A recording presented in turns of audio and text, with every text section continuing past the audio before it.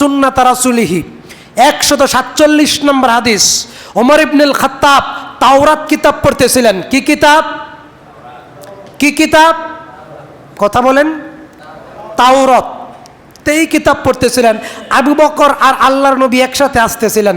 আল্লাহর নবী দেখতে পেলেন যে ওমর ইবনুল খাত্তাব তিনি পড়তেছেন তাওরাত। এটা দেখে আল্লাহ রসুলের চোখ, গাল, চেহারা রক্তিম বর্ণের হয়ে গেল, লাল বর্ণের হয়ে গেল, চোখ বড় বড় হয়ে গেল। আবু বকর বলছেন, ওমর তোমার ধ্বংস হোক, ওমর তোমার ধ্বংস হোক, ওমর তোমার ধ্বংস হোক। কেন? তুমি দেখতেছো না আল্লাহর নবী, স্বয়ং আল্লাহর নবী মুহাম্মদ সাল্লাল্লাহু আলাইহি ওয়াসাল্লাম তোমার উপর রাগান্বিত। তিনি সাথে সাথে বললেন, রাদিতু বিল্লাহি রাব্বান ওয়া বিল ইসলামি দীনান ওয়া বি মুহাম্মাদিন নাবিয়্যা ওয়া রাসূলি। রাওয়াহু মুসলিম। এই হাদিসের ব্যাপারে দুইটা বর্ণনা। যে ব্যক্তি পড়বে তার উপরে জান্নাত ওয়াজিব হয়ে যাবে, অতঃপর আল্লাহর উপর ওয়াজিব এই বান্দাকে জান্নাত দান করা। কে কে পারেন? 2-4-5 জন। অথচ আমরা আহলে হাদিস, ছি, ঘৃণা হয় এরকম আহলে হাদিসদের প্রতি, ঘৃণা হয় এরকম মুনাফিক মার্কা আহলে হাদিসদের প্রতি যারা নারীদের পিছনে সারাটা জীবন ঘোরাঘুরি করে। মুহাম্মদ সাল্লাল্লাহু আলাইহি ওয়াসাল্লাম রাগান্বিত হলেন ওমর ইবনুল খাত্তাবকে দেখে। আর আমার মতো আপনার মতো লোককে দেখলে মুহাম্মদ সাল্লাল্লাহু আলাইহি ওয়াসাল্লাম বলতেন, আল্লাহ তুমি তাকে জাহান্নামে না দিয়ে চাইরো না।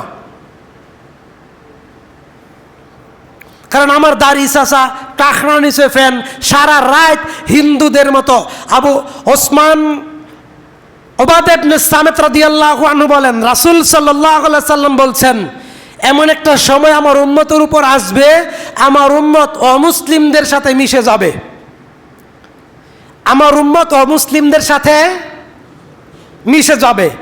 এমন আমি আমার উম্মতের 2 শ্রেণীর মানুষকে ভয় পাই। এক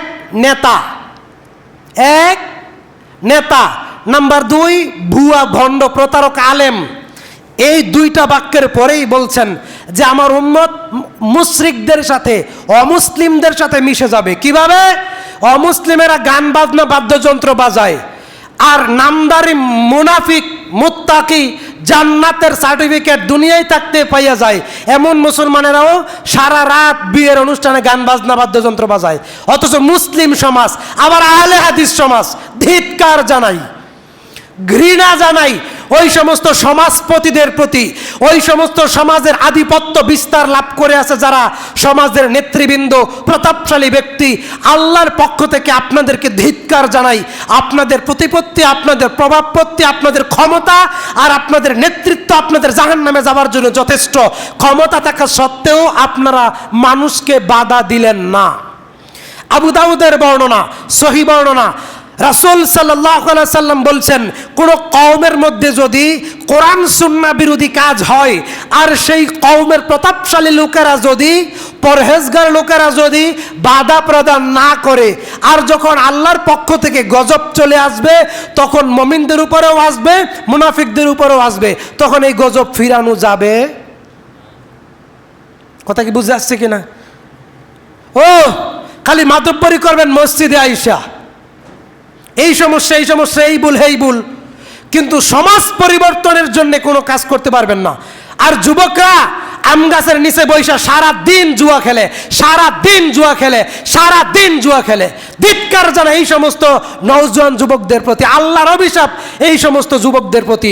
যেই সমস্ত যুবকেরা আজান হলেও নামাজে আসে না, যেই সমস্ত যুবকেরা মসজিদ থেকে দূরে থাকে, এই সমস্ত যুবকেরা নিজেকে আহলে হাদিস পরিচয় দেওয়ার কোনো সুযোগই নাই।